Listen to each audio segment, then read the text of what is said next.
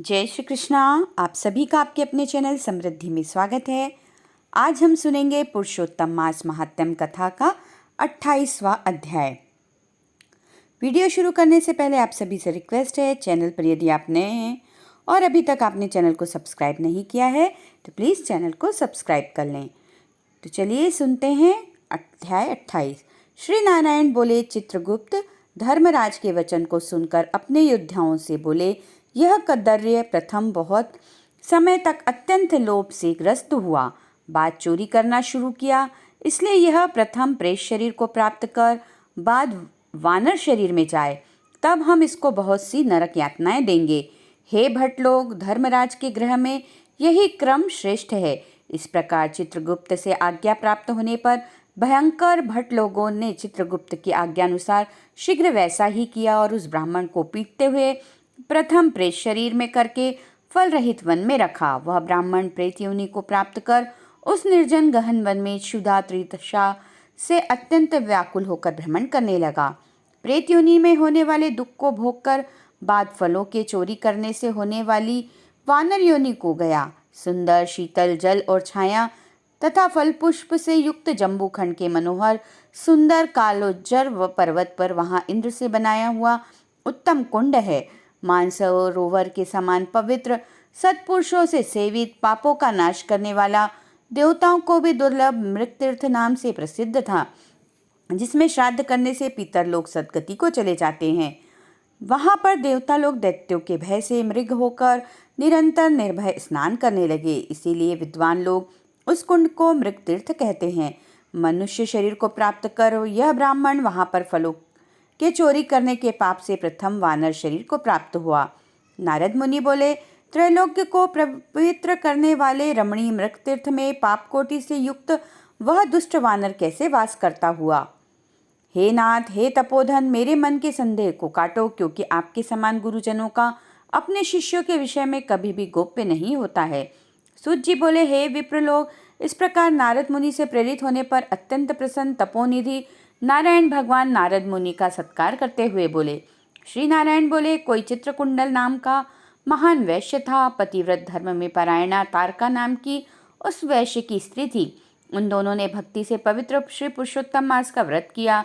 जब श्री पुरुषोत्तम मास का व्रत करते उन दोनों का श्री पुरुषोत्तम मास बीत गया। अंतिम वाले दिन के आने पर स्त्री के साथ हर्ष से युक्त श्रद्धापूर्वक चित्रकुंडल ने उद्यापन किया। पुरुषोत्तम मास के उद्यापन विधि करने के लिए वेद और वेदांग को जानने वाली गुणी स्त्री सहित ब्राह्मणों को बुलाया। हे नारद, वहां पर धन के लोभ से कदर्य भी आया। उद्यापन विधि के पूर्ण होने पर चित्रकुंडल ने बहुत बड़े दानों से उन सपत्नीक ब्राह्मणों को प्रसन्न किया।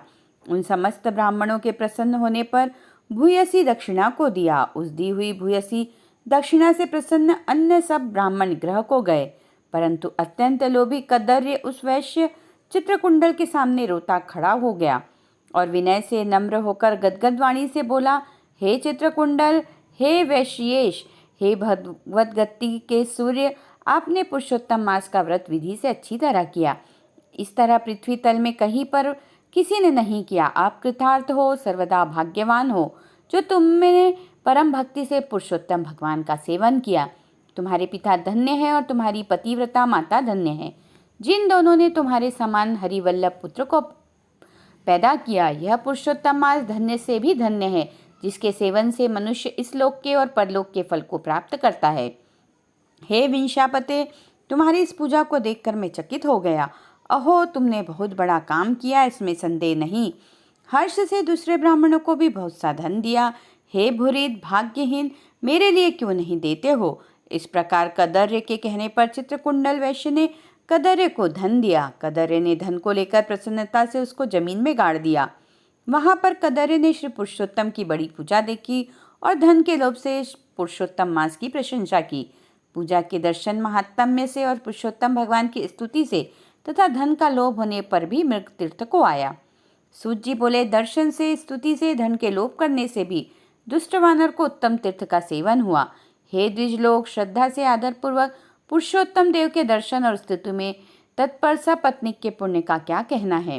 नारद मुनि बोले, हे ब्राह्मण, सुंदर वृक्षों से शोभित, सुंदर शीतल जल वाले मनोहर घनी छाया वाले वन में उसके रहने का कारण क्या है, सो आप कहिए। श्री नारायण बोले, हे नारद, हे अनग, तुम सुनो। सुनने की इच्छा करने वाले तुमको मैं कहूँगा। इसके कुछ कारण हैं जिसके श्रवण से पापों का नाश हो जाता है। जब समर्थ अर्थ और फलों के दाता दशरथ के पुत्र रामचंद्र जी ने समुद्र से सेतु बांधकर दुष्ट रावण का नाश किया, उन रामचंद्र जी ने विभीषण को छोड़कर बाकी समस्त राक्षसों का वध किया, किसी को नहीं छोड़ा। अग्नि में परीक्षा कर सीता को ग्रहण किया। ब्रह्मा, शंकर, इंद्र आदि देवता रावण के वध से प्रसन्न होकर बोले कि हे राम, तुम वर को मांगो। ऐसा कहने पर भक्तों को अभय देने वाले रामचंद्र बोले, हे देवता लोग, यदि इस समय वरदान देना है तो सुनो। यहाँ पर राक्षसों से शूर वानर माने गए हैं, उनको हमारी आज्ञा से अमृत वृष्टि कर शीघ्र जिला दो। तथास्तु, यह कहकर ब्रह्मा, शंकर, इंद्र आदि देवताओं ने अमृत की वृष्टि करके वानरों को जिला दिया। तदंतर वे जयशाली वानर जीवित हो गए और चीरकाल तक शयन कर उठे हुए के समान देखने में आए। रामचंद्र चारों तरफ बैठे हुए समस्त वानरों के साथ पुष्पक विमान पर सवार होकर प्रसन्न मुख कमल वाले सपत्नीक रामचंद्र बोले। श्री रामचंद्र जी बोले, हे सुग्रीव, हे हनुमान, हे तारात्मज, हे जामवान, वानरों के साथ आप लोगों ने मित्र का समस्त कार्य किया। आप लोग उन वानरों को आज्ञा दो जिससे यहाँ से आप लोगों की आज्ञा पाकर वानर अपनी अपनी इच्छा अनुसार जंगलों में जाए। हमारे ये दीर्घजीवी वानर जहाँ जहाँ वास करे वहाँ के वृक्ष पुष्प फलों से युक्त हो जाएं। नदी मीठे जल वाली हो, शीतल जल वाले सुंदर तालाब हो, उनको कोई भी मना नहीं करे। हमारी आशा से समस्त वानर जाए। इसलिए रामचंद्र के प्रभाव से जहाँ वानर जाति के लोग वास करते हैं वहाँ वन में मीठे जल वाली नदी और सुंदर तालाब होते हैं। पुष्प पत्र से युक्त सुंदर फल वाले बहुत से वृक्ष हैं, परंतु अदृष्ट से होने वाले पूर्व जन्म के सुख दुख जहाँ जहाँ प्राणी निवास करता है वहाँ वहाँ अवश्य जाते हैं, क्योंकि बिना भोग कर्म का नाश नहीं है, ऐसी वेद की आज्ञा है। श्री नारायण बोले, फिर वहाँ पर यह लालची वानर पर्वत के समान बढ़ता हुआ भूख प्यास से युक्त पीड़ित वन में विचरण करने लगा। उसके मुख में पित्त के प्रकोप से पीड़ा उत्पन्न हुई और उसका जन्म का रोग था, जिस पीड़ा के मुख के घावों से दिन रात रुधिर बहा करता है। अत्यंत पीड़ा के कारण कुछ भी भोजन नहीं कर सकता था। वह वानर चंचलतावश वृक्षों में से उत्तम फलों को तोड़कर मुख के पास ले जाकर बहुत से फलों को जमीन में गिरा दिया करता था। वहाँ वानर पीड़ा के कारण कहीं भी एक स्थान बैठने में असमर्थ था। एक वृक्ष से दूसरे वृक्ष पर जाता हुआ मृत्यु को सुख देने वाला मानने लगा। किसी समय पृथ्वी पर गिर पड़ा और अत्यंत दुखित हो विलाप करने लगा। शरीर के टूट जाने से जलहीन मछली के समान तड़फड़ाता हुआ रुदन करने लगा। शिथिल शरीर वाला, गलित मुख वाला वह वानर भूख प्यास से पीड़ित हो गया। उसके समस्त दांत मुख रोग से पीड़ित होकर गिर गए। पूर्व जन्म के कृत पाप से इस तरह दुख को प्राप्त हुआ। इस प्रकार नित्य प्रति निराहार रहते हुए वानर को देवयोग से श्री पुरुषोत्तम मास आया। उस पुरुषोत्तम मास में भी इसी प्रकार शीतवात आदि से पीड़ित रहा। किसी समय बहुल पक्ष में गहन वन में विचरण करता हुआ प्यासा वानर कुंड के पास पहुंचने पर भी जलपान करने को समर्थ नहीं हुआ। भूख से युक्त भी चपलता से वहां ऊंचे वृक्ष के ऊपर चढ़ गया। एक वृक्ष से दूसरे वृक्ष पर जाते हुए उसके बीच में एक कुंड आ पड़ा। बहुत दिनों से निराहार, शिथिल इंद्रिय और जर्जर शरीर वाला निर्बल शिथिल प्राण वाला कुंड के तटभाग में आया। इस प्रकार दशमी तिथि से 4 दिन तक वानर को श्री पुरुषोत्तम मास में उस कुंड में लोटपोट करते बीत गए।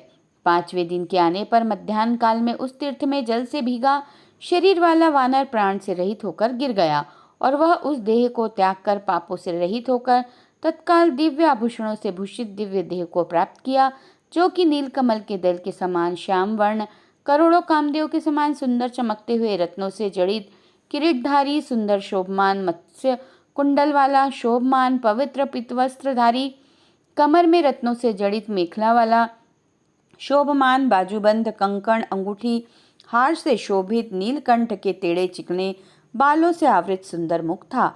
उसी समय शीघ्र वहां वैष्णव से युक्त विमान आया, जिसमें भेरी, मृदंग, पटह, वेणु, वीणा का महान शब्द हो रहा है और देवंगनाओं का नाच हो रहा है। कन्नर, गंधर्व, किन्नर के सुंदर गान हो रहे हैं। ऐसे उस विमान को महाभाग दिव्य देहधारी वानर देखकर अत्यंत विस्मय को प्राप्त हो कहने लगा कि पातकी, मेरे को यह सुख कैसे हुआ? यह विमान सुख बड़े पुण्यात्मा को ही होना उचित है। इसके बाद कोई देवांगना उसके ऊपर चंद्रमा के समान श्वेत छत्र को धारण करती हुई, कोई 2 अप्सराएं हर्ष से उसके दोनों तरफ चामर को डुला रही है, कोई हाथ में पान लिए खड़ी है, उसके सामने अप्सराएं नृत्य कर रही हैं, कोई गंगा जल से भरी हुई झाड़ी को लिए खड़ी है, कोई उसके सामने खड़ी गाने बजाने में तत्पर है। इस प्रकार उस वैभव को देखकर चित्र में बने हुए में समान निश्चिल हो गया। यह क्या है? मुझ दुष्ट पातकी को किस पुण्य से यह सब प्राप्त हुआ? मेरा कुछ भी पुण्य नहीं है जिसमें मैं हरि भगवान के परम पद को पाऊं। श्री नारायण बोले। इस प्रकार तर्क करते हुए कदर्य ने सुख का बहुत बड़ा खजाना दिव्य विमान को सामने देखकर आश्चर्य किया। बाद हरि भट्टों ने उस कदर्य का हार्दिक अभिप्राय जानकर उसके सामने विनयपूर्वक हाथ जोड़कर उसके चरणों में नमस्कार कर वानर शरीर को त्यागे उस कदर्य को सुंदर वचन कहा। इति श्री बृहन्नारदी पुराणे श्री पुरुषोत्तम मास महात्म्ये अष्टाविंशो अध्याय। बोलिए पुरुषोत्तम भगवान की जय, विष्णु भगवान की जय। वीडियो अच्छा लगे तो प्लीज़ उसे लाइक करें, फ्रेंड्स और फैमिली में शेयर करें। चैनल पर यदि नए हैं तो प्लीज़ चैनल को सब्सक्राइब करें। मिलेंगे अगले वीडियो में, तब तक के लिए जय श्री कृष्णा, राधे राधे।